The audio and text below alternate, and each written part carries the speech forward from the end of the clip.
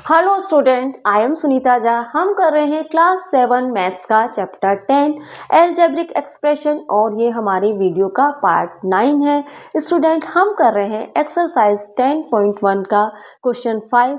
Question 5 देख लेते हैं। क्वेश्चन 5 में है classify into monomial, binomial and trinomial.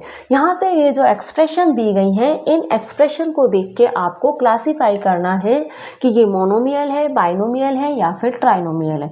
Student, इस क्वेश्चन को करने के लिए आपको पता होना चाहिए कि मोनोमियल, बाइनोमियल और ट्राइनोमियल होते क्या हैं। मोनोमियल होते हैं ऐसी एक्सप्रेशन जिसके पास वन ही टर्म हो। बाइनोमियल होती है ऐसी एक्सप्रेशन जिसके पास दो टर्म हो। और ट्राइनोमियल ऐसी एक्सप्रेशन है जिसके पास तीन टर्म हो। बहुत सिंपल है। अगर आपको मोनोमियल, बाइनोमियल, ट्राइनोमियल पता है तो आप इजीली एक्सप्रेशन को देख के क्लासीफाई कर सकते हो कि ये एक्सप्रेशन मोनोमियल है, बाइनोमियल है या फिर ट्राइनोमियल है। तो देख लेते हैं हम एक्सप्रेशन देख के। मैंने डायरेक्ट एक्सप्रेशन लिख दी है सॉल्यूशन में, तो हम एक्सप्रेशन देख के मालूम कर लेते हैं कि ये मोनोमियल है, बाइनोमियल है या ट्राइनोमियल है। एक्सप्रेशन फर्स्ट देखिए, 4y - 7xz²। तो देखिए ये टर्म के यहाँ पे दो टर्म है, तो दो टर्म जिसके पास हो वो क्या है, बाइनोमियल है। जिसके पास दो टर्म है वह क्या है, बाइनोमियल है। ठीक है। सेकेंड देखिए, y²। तो जिसके पास एक टर्म हो वह क्या है, मोनोमियल है। आप सुनते जाइएगा ध्यान से, है ना, ताकि आपको याद रहे कि मोनोमियल क्या है, बाइनोमियल क्या है, ट्राइनोमियल क्या है। ठीक है। अब थर्ड एक्सप्रेशन देखिए, x + y - xy। तो यहाँ पे तीन टर्म है, 1 2 3, तो ये क्या है, ट्राइनोमियल है।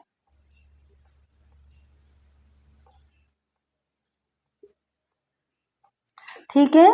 100, तो ये क्या है, एक ही टर्म है, मोनोमियल।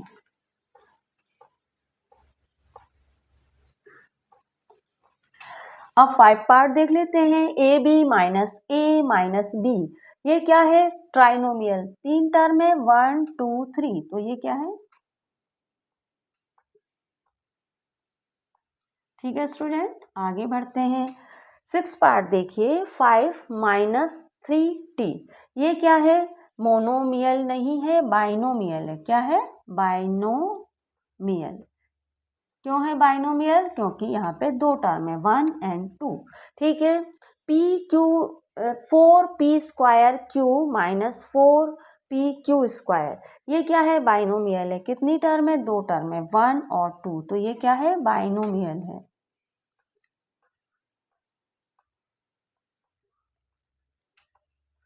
7mn क्या है, मोनोमियल है, एक ही टर्म है। ठीक है, तो क्या है, मोनोमियल है, सिंपल है। बस आपको मोनोमियल, बाइनोमियल, ट्राइनोमियल पता होना चाहिए। 9 क्वेश्चन देख लीजिए, z² - 3z + 8 क्या है, ट्राइनोमियल। 1 2 3 टर्म है।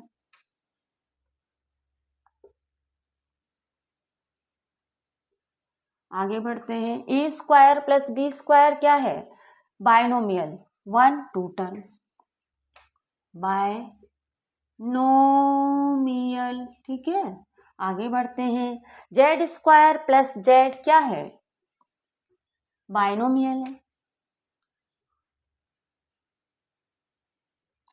बाइनोमियल क्यों है, क्योंकि यहाँ पे दो टर्म है ना। 1 + x + x² क्या है, ट्राइनोमियल। तीन टर्म है, 1 2 3, तो ये क्या है, ट्राइनोमियल है। ठीक है स्टूडेंट, तो इतना सिंपल था हमारा क्वेश्चन 5। अब देखिए, एक एक्स्ट्रा इंफॉर्मेशन आपको और दे देती हूँ स्टूडेंट, कि यहाँ पे आप देख रहे हैं कि जितनी भी टर्म है, हर टर्म के वेरिएबल डिफरेंट है। हर टर्म के भी वेरिएबल डिफरेंट है, तो आपने इजीली आइडेंटिफाई कर लिया कि बाइनोमियल, मोनोमियल, ट्राइनोमियल कौन सी एक्सप्रेशन है। ठीक है। अब अगर आपको कोई ऐसी एक्सप्रेशन दे दी जाए जिसके वेरिएबल सेम है, तो आप कैसे आइडेंटिफाई करेंगे कि ये मोनोमियल है, बाइनोमियल है या फिर ट्राइनोमियल है। देखिए, मैं एक एक्सप्रेशन है आपके पास, 4x² - x²। ये आपके पास एक एक्सप्रेशन है और आपसे पूछा जा रहा है कि आप बताइए ये मोनोमियल है, बाइनोमियल है या फिर ट्राइनोमियल है। तो स्टूडेंट आप देख रहे हैं कि इस एक्सप्रेशन में जो वेरिएबल हैं वो वेरिएबल सेम है। वेरिएबल सेम होने के कारण ये एक्सप्रेशन आपस में सब्ट्रैक्ट हो जाएंगे। सब्ट्रैक्ट होने पे आपको मिलेगा 3x²। ठीक है, अब 3x², तो आप आंसर कैसे देंगे? इन दो टर्म को देख के आंसर नहीं देंगे आपने जब इस टर्म को सिंप्लीफाई किया और उसके बाद ये जो आपको टर्म मिली है इस टर्म को देख के आप आंसर देंगे और आपका आंसर क्या होगा? मोनोमियल। क्या होगा आपका आंसर? मोनोमियल। क्योंकि भाई ये क्या है? ये टर्म क्या है? ये एक सिंगल टर्म है, वन टर्म है। वन टर्म जिस एक्सप्रेशन के पास वन टर्म हो वो क्या होती है? मोनोमियल है। तो उस हिसाब से ये क्या है? मोनोमियल है। तो इस टाइप का कोई ट्रिकी क्वेश्चन आपकी टीचर दे दे तो आप ध्यान रखिए, पहले उसको सिंप्लीफाई करिए, फिर बताइए कि ये मोनोमियल है, बाइनोमियल है या फिर ट्राइनोमियल है। तो क्वेश्चन 5 तो स्टूडेंट हमने कर लिया है। अब हम ऐसा करते हैं, क्वेश्चन 6 भी देख लेते हैं। क्वेश्चन 6 देख लेते हैं। State whether a given pair of term is of like और अनलाइक टर्म। यहाँ पे जो टर्म्स के पेयर दिए गए हैं उन्हें देख के आप बताइए कि ये लाइक टर्म है या फिर अनलाइक टर्म है। स्टूडेंट आपको दो टर्म दी जाएंगी, दो टर्म को देख के आपको बताना है कि यह लाइक है या अनलाइक है। तो भाई सबसे पहले तो आपको पता होना चाहिए कि लाइक टर्म और अनलाइक टर्म होती क्या है। लाइक टर्म क्या है? ऐसी टर्म जिसके वेरिएबल सेम हो।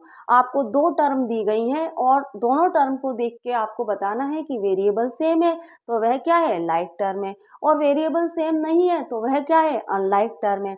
ऐसे ही आपको दो टर्म दी गई है, दोनों ही टर्म में सिर्फ कांस्टेंट है तो वह भी लाइक टर्म होगी। दोनों ही टर्म में सिर्फ नंबर है, कांस्टेंट से क्या मतलब है? नंबर है। तो दोनों ही टर्म में सिर्फ नंबर है तो वह क्या है?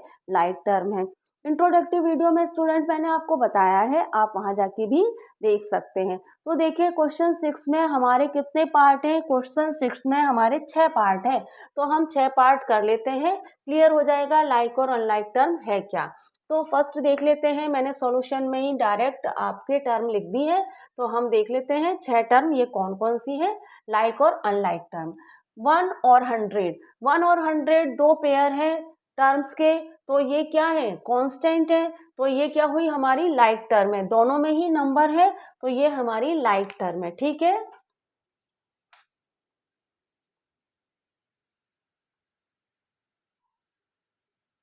ठीक है। अब देखिए सेकंड पार्ट, देखिए -7x और पहली टर्म है और सेकंड टर्म है 5/2x।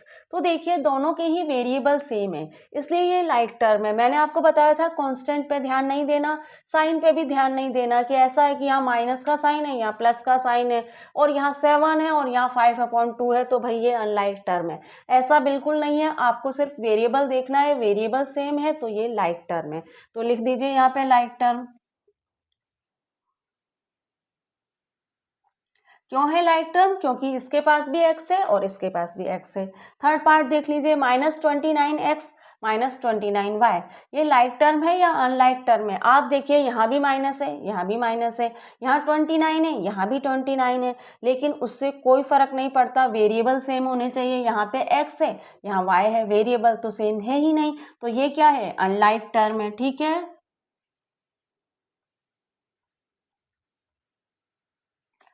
अब 4 पार्ट देख लीजिए, 14xy पहली टर्म, दूसरी टर्म 42yx, ये लाइक टर्म है या अनलाइक टर्म है? तो देखिए कांस्टेंट पे तो ध्यान देना नहीं है, वेरिएबल पे ध्यान देना है।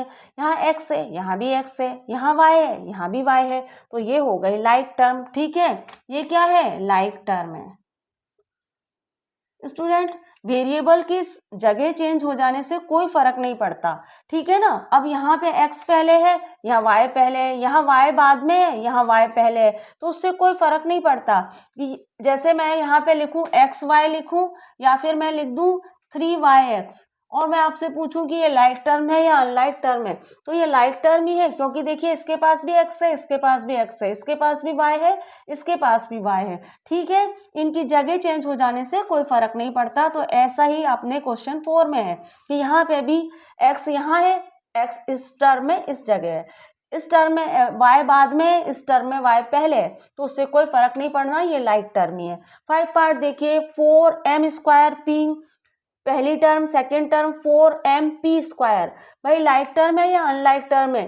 कांस्टेंट तो सेम है, पर उससे तो कोई मतलब है नहीं। वेरिएबल देखिए, यहाँ पे m 2 टाइम है, m² है, m 2 टाइम है, लेकिन यहाँ पे m पे कोई पावर नहीं है, यहाँ पे p पे कोई पावर नहीं है, लेकिन यहाँ पे p² है, तो ये अनलाइक टर्म है। ऐसा नहीं कि आप माने कि यहाँ m है, यहाँ भी m है, यहाँ p है, यहाँ भी p है, तो ये लाइक टर्म है। भाई ये तो 2 टाइम है, ये 1 टाइम नहीं है, ये 1 टाइम है, ये 2 टाइम है। देख रहे हैं ना आप, m तो 2 टाइम है, लेकिन यहाँ पे m 1 टाइम है, यहाँ p 1 टाइम है, यहाँ p 2 टाइम है, तो ये हमारी अनलाइक टर्म है। ठीक है स्टूडेंट, तो इन सब बातों का भी ध्यान रखना है आपको।